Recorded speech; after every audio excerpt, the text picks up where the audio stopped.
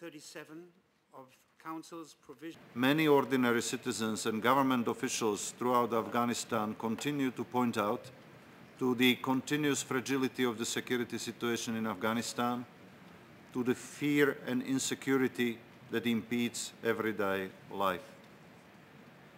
Even where there are no armed clashes, an insidious campaign of intimidation and targeted killings is claiming lives of government officials, women's rights activists, tribal elders, and community leaders, including those actively working for peace.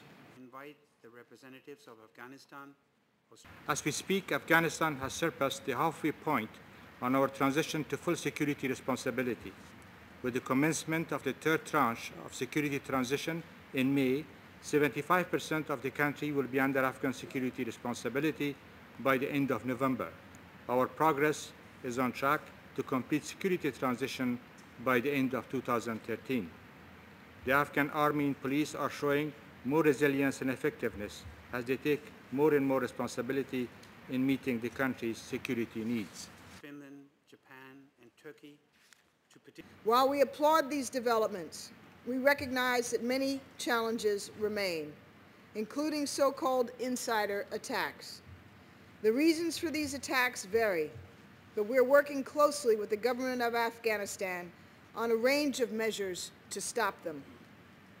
We have not and will not allow these attacks to undermine international efforts to strengthen the Afghan National Security Forces and put them increasingly in the lead.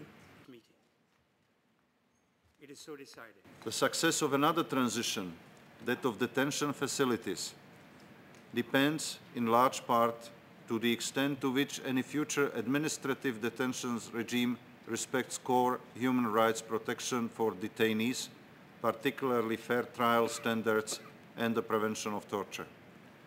I call on the new leadership in the National Directorate of Security and the Ministry of Interior to implement the reforms necessary to prevent torture and inhuman treatment in all of their facilities. On behalf of the Council, I welcome the conduct of credible polls with a mandate for the new country's leadership is essential to national unity and legitimacy, and, as highlighted at Tokyo, a critical component of ongoing international support.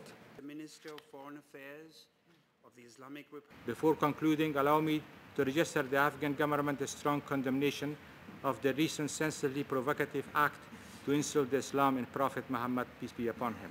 While acknowledging our fellow Muslim right to peacefully protesting these insults, we deplore any violence resulting from such protests, especially against diplomatic representations anywhere in the world. In accordance with Rule 39, Representative of the United States, and I now give the floor